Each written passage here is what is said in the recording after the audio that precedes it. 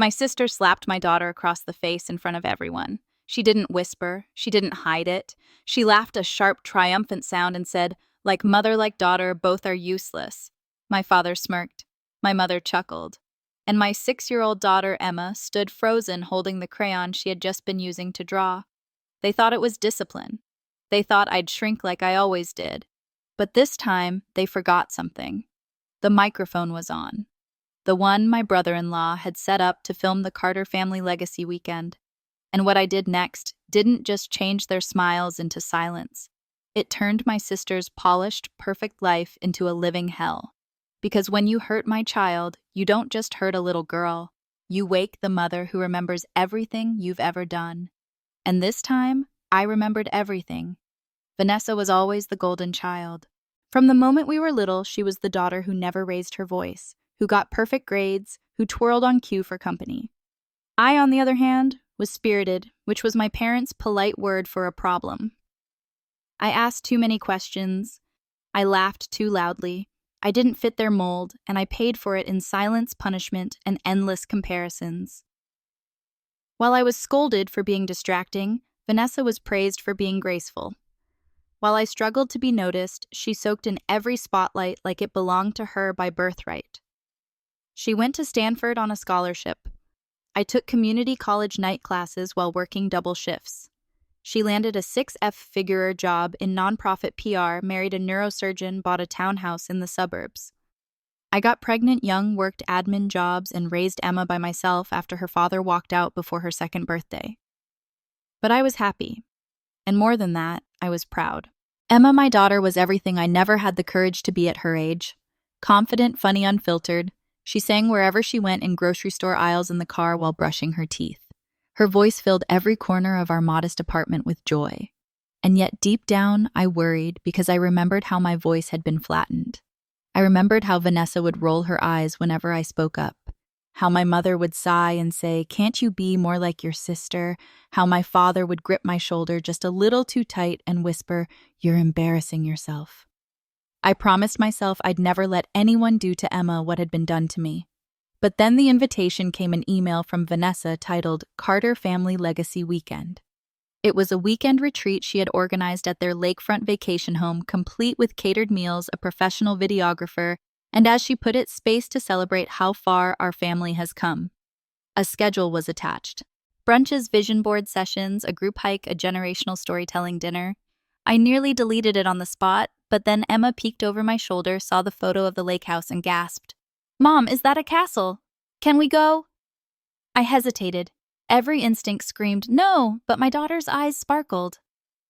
She'd never been to a real lake house, never had a weekend with cousins, uncles, and grandparents all in one place. And so I lied to myself like we do when we want to protect our children from the truth.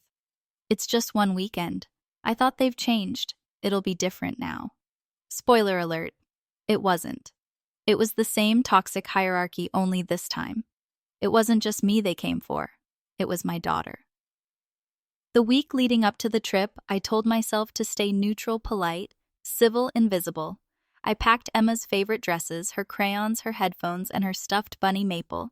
I made mental notes. Don't engage, don't react, don't let them pull you back into their game. Lena, my best friend since college, saw through it immediately. "You really think Vanessa's throwing this legacy weekend for the family?" she asked, eyebrows raised as she sipped coffee across from me. "This is a PR stunt, Rachel. She's branding her family like it's a nonprofit gala." "She's trying," I said, trying to convince myself. "Maybe she wants to reconnect." Lena snorted. "Vanessa doesn't reconnect. She reclaims. Big difference." I wanted to laugh, but she was right. My sister didn't do sincerity. She did optics. But Emma had been bouncing around the apartment singing made-up songs about the lake house and her cousins. She'd even drawn a picture of all of us by the water stick figures holding hands smiling. So I packed guilt alongside sunscreen and juice boxes. The drive to the lake house was nearly 4 hours. Emma sang most of the way. I forced smiles, but my grip on the steering wheel tightened every mile closer to that house. When we pulled up, it was exactly what I expected. Massive, white-painted magazine. Perfect. A rental probably, but still staged like royalty lived there. Two Teslas and a Range Rover sat in the circular driveway. Someone had hired a valet. Emma gasped. It really is a castle. Vanessa greeted us at the door wearing linen culottes, gold sandals, and that curated smile she used for fundraisers. "Rachel," she said like it physically pained her. "You made it." She gave me an air kiss. Then she knelt to Emma's level. "And this must be the songbee bird," she cooed. "You've gotten so big." Emma beamed. I practiced a new song for everyone. Vanessa froze for half a second before recovering. How lovely. Inside, I saw the familiar cast of relatives. Aunt Bev always gossiping, Uncle Don always talking over people, my parents Gerald and Marilyn sitting like royalty in the great room, drinks already in hand. The house was wired with small microphones, which Vanessa's husband Mark explained were for capturing candid family moments for the highlight reel. He handled tech stuff. Vanessa had hired a freelance filmmaker to cut together a sizzle reel of the weekend. Like a reality show, I joked. Mark chuckled. She wants to screen it at Christmas. I tried not to cringe. When we were shown to our room, the converted mudroom with a cot and no windows. I swallowed the insult. Emma didn't seem to notice. She was too busy talking about which cousin she'd play with first. She didn't know yet that in this house, joy was not just ignored. It was punished. The weekend had barely started and the hierarchy had already been established. Vanessa was the star walking around with a clipboard and a headset like she was producing a live television event. She barked orders at the caterers, smoothed her dress every time someone took a photo, and made sure the camera always caught her laughing, hugging, or pretending to listen. Meanwhile, Emma and I were treated like afterthoughts. At dinner, the first night, a catered 3-course meal served on long banquet tables under twinkle lights. We were seated at the far end next to the kids and the less important cousins. Vanessa sat beside our parents in the center, surrounded by everyone she considered worth impressing. Donors, board members, high-profile friends, and her husband's colleagues. Emma had worn her yellow sundress, the one with embroidered stars, and spent the first half of the meal trying to be noticed. She offered to sing her song. She complimented Aunt Bev's earrings. She even tried to join a conversation about the lake by saying, "I saw a frog outside." No one responded. Her voice fell into silence like a stone into a bottomless well. My parents made no effort to help. My mom gave a tight smile and said, "Let the grown-ups talk, sweetheart." My dad was too busy bragging about Vanessa's latest TV interview on a local news segment. "You know," he said, swirling wine in his glass, "they want her to do a TEDx talk next year on legacy and leadership. Beautiful theme, isn't it?" Vanessa smiled like a queen receiving tribute. I stayed quiet. I had learned not to challenge their narrative. Not unless I wanted to be called jealous, bitter, ungrateful, or worse. Emma leaned over to me and whispered, "Mom, why does Grandma only talk to Aunt Vanessa?" I squeezed her hand. "Because sometimes grown-ups forget how to share attention." She nodded solemnly like she understood more than she should. Later that night in our cramped room, I found her coloring quietly by the door. "What are you drawing?" I asked. She held up the picture. It was our family, just like the one she drew at home, but this time we were standing in a corner far from everyone else. "They don't want us in the middle," she said matter-of-factly. "So I put us over here." My throat tightened. I wanted to tell her she was wrong, that we belonged, that blood meant inclusion. But I couldn't lie. Not after everything I'd seen. Instead, I kissed the top of her head and said, "Thank you for making space for us, even when they won't." She smiled completely unbothered, but I was bothered. I was furious because the patterns I thought I had escaped were circling back only now. They had found a new target, and I wasn't going to let that happen again. The next morning started with fresh waffles, curated music, and more fake smiles. Vanessa floated from table to table like a hostess at a political fundraiser, kissing cheeks and laughing too loudly at stories that weren't funny. Meanwhile, Mark continued setting up mics and repositioning cameras. Emma wore her pink cardigan and carried her coloring book. She tugged at my hand as we entered the great room where brunch was being served. "Can I sing today?" she whispered. "The new song I made up." I hesitated. My instinct said no to protect her, to keep her safe in the margins. But then I looked at her face, hopeful, beaming, so eager to share joy. I nodded. Just wait for a good moment. She beamed and skipped toward the kids' table near the window, her crayons clutched in one hand, her stuffed bunny in the other. The adults were already 2 mimosas deep by the time Emma began humming, then singing a soft, lilting tune about stars and sunlight and dancing animals. Pure 6-year-old magic.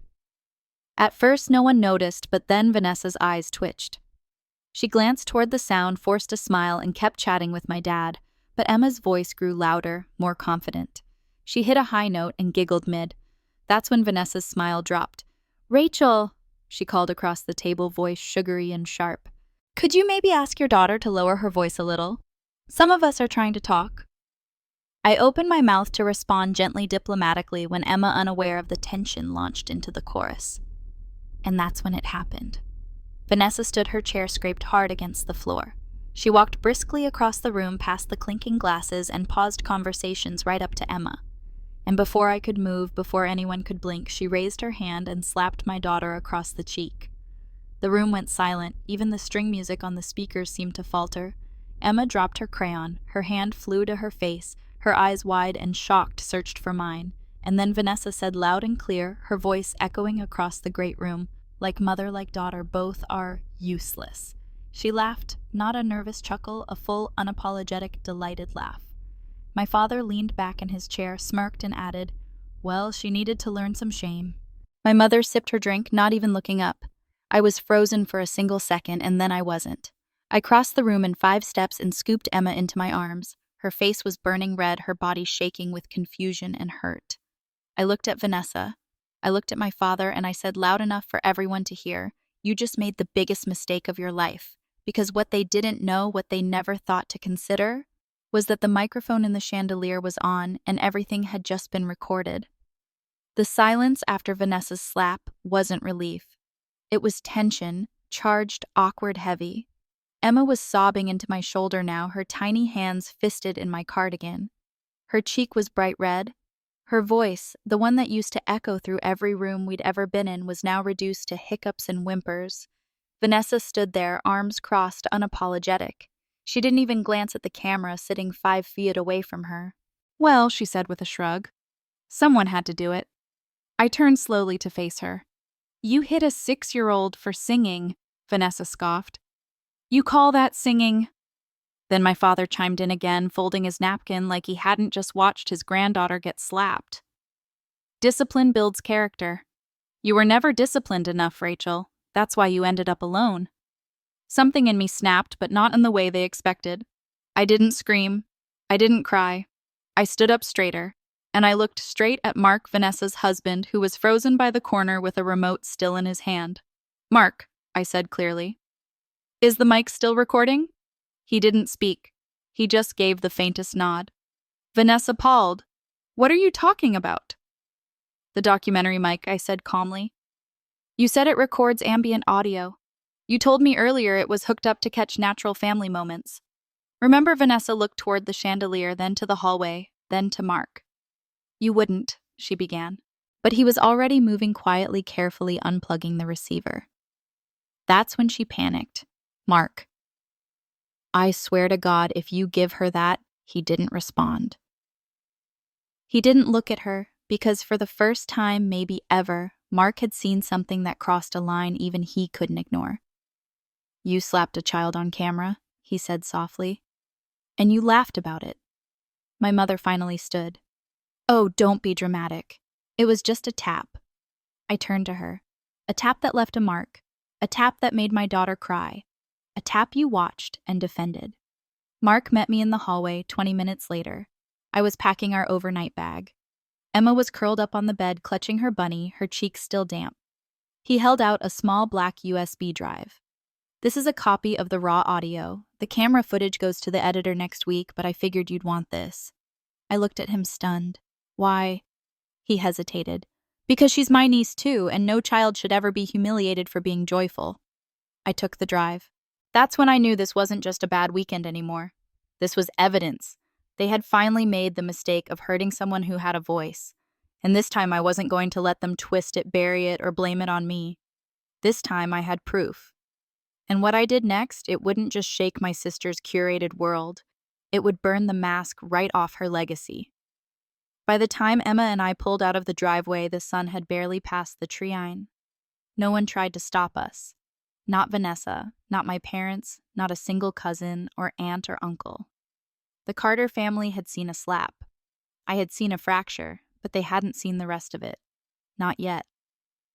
We drove straight to Lena's. Emma was quiet in the back seat, her cheeks still pink from the hit, but she hummed a little, a broken melody of the song she didn't get to finish. I blinked back tears and tightened my grip on the steering wheel. I wasn't running. I was starting at Lena's apartment. I told her everything. She didn't ask questions. She just put on tea, handed me a notebook, and said, "Let's map this out."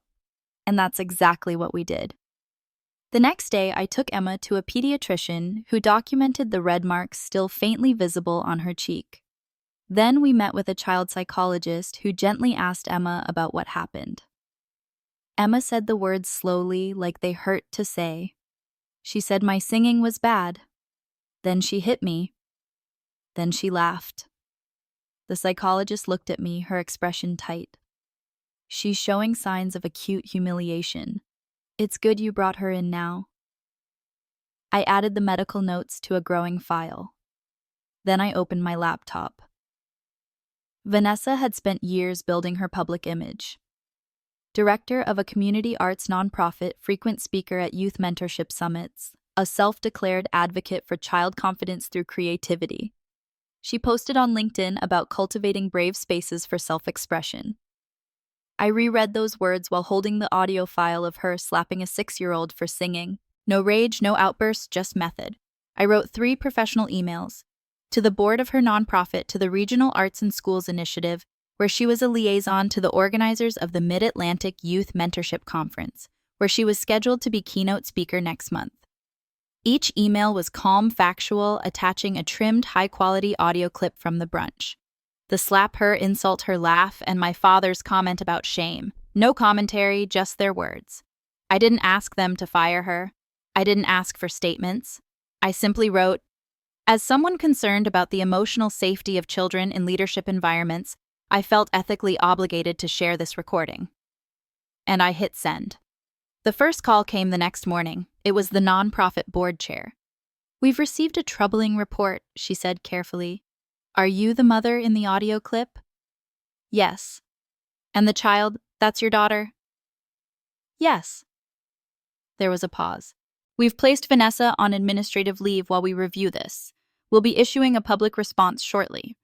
2 hours later, the mentorship conference emailed. They were reconsidering her suitability for keynote programming. By day's end, her profile on the school initiative site had been taken down. Vanessa, of course, found out fast. The texts started rolling in, first from her, then from my mother. "Vanessa, what did you do? You're ruining my reputation, Mom." "Rachel, this is family business. You didn't have to go public." "Vanessa, again, you think this makes you a hero. You're vindictive, bitter as always." I didn't respond. I didn't need to, because the world she'd carefully built, the one full of staged smiles and borrowed morality, was finally cracking. And it wasn't because I told a lie. It was because I told the truth for the first time in my life. Silence felt like power. I didn't post the audio online. I didn't write some scathing essay. I didn't even respond to Vanessa's desperate emails, which had quickly shifted from furious to pleading. I let the facts do the talking. The nonprofit issued a statement. "We are committed to environments where all children feel safe and heard. In light of recent concerns, Ms. Carter has been placed on indefinite leave." It was short, clinical, brutal in its finality. The mentorship summit replaced her name on the speaker list within 48 hours. And Emma. She began to sing again, quietly at first in the bathtub in the hallway. Then one night she sang while brushing her teeth, the same song she never got to finish that day. I didn't cry until I left the bathroom. A few days later, the phone calls started. Not from Vanessa, not from my parents, from other family members. My cousin Jules called and said softly, "I was sitting 3 chairs away. I saw everything. I should have said something. I'm sorry." My Uncle Nate emailed to say he had seen Vanessa push his son into a cabinet once for making too much noise, and he hadn't spoken up. Even Aunt Bev, usually too busy gossiping about everyone to care about. Anyone left a voicemail saying, "I used to think Vanessa was just stern, but now I think I watched her turn into your father." Those words stuck to my ribs. I didn't forgive them all immediately. Some I didn't respond to, but for the first time, the cracks in our family structure weren't coming from me. They were coming from people who had always been silent. Lena hosted a small dinner for what she jokingly called my real family. Emma helped bake the cornbread. Mark came too without Vanessa. I wasn't surprised. He handed Emma a new sketch pad and looked me in the eye. "I'm sorry I didn't step in sooner." I nodded. "You did the most important thing. You turned on the mic." That night, Emma sat on the couch between me and Lena sketching a picture of a house. This time we weren't in the corner, we were in the center, smiling. My mother called again the next morning. "We need to talk," she said curtly. "About what?" "You've torn this family apart." I laughed, not out of cruelty, out of clarity. "No, Mom. I just refused to keep taping it back together." She hung up and I stared at the phone and realized something profound. I didn't feel small anymore. For the first time since I was a child, I had said no and meant it. Not for revenge for Emma, for the voice they tried to silence, and the one I was just beginning to find. 6 weeks after the slap, I hosted something I never thought I would. Not a confrontation, not a campaign, but a celebration. A small one in our apartment, just people who showed up when it mattered. Lena brought her famous peach pie. Mark came with his son, quiet, wide-eyed, and polite. Jules and Aunt Bev arrived with armfuls of flowers and juice boxes, even Dr. Harris, Emma's child therapist, dropped by for 10 minutes just to say, "You're doing everything right." Emma was glowing. She wore a blue dress and had placed star stickers on her cheeks like freckles. At some point, she slipped away from the snacks and walked toward the center of the room with quiet determination. "Mom," she whispered, tugging on my sleeve. "Can I sing now?" I froze for a second. Part awe, part fear. "You don't have to," I said gently. "Only if you want to." "I want to," she said. I practiced. The room quieted as Emma stepped onto our living room rug like it was a stage. She began to sing. Not the cartoon theme song from that awful weekend. This was new, something she'd written herself.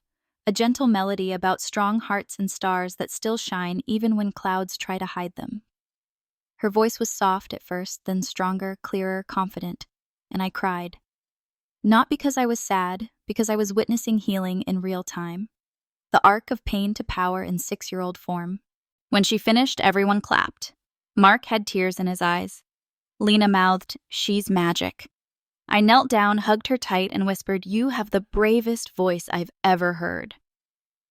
Later that night, after everyone had gone, I sat on the couch with a blanket around my shoulders and the remains of joy still lingering in the air. Empty glasses, music notes, soft laughter echoing in my head. My phone buzzed, a message from Vanessa, just 2 words. "You win." I stared at it for a moment, then deleted it. Because this wasn't about winning, it was about breaking a cycle that had kept generations of women in our family small, quiet, and bruised by shame masked as discipline. Vanessa had tried to silence Emma. My parents had laughed. And in that moment, they taught me the most important lesson of my life, that family is not built on blood. It's built on protection, on listening, on showing up. And that sometimes to save your child and yourself, you have to burn the old blueprint and draw your own map with crayons, with voice, with light.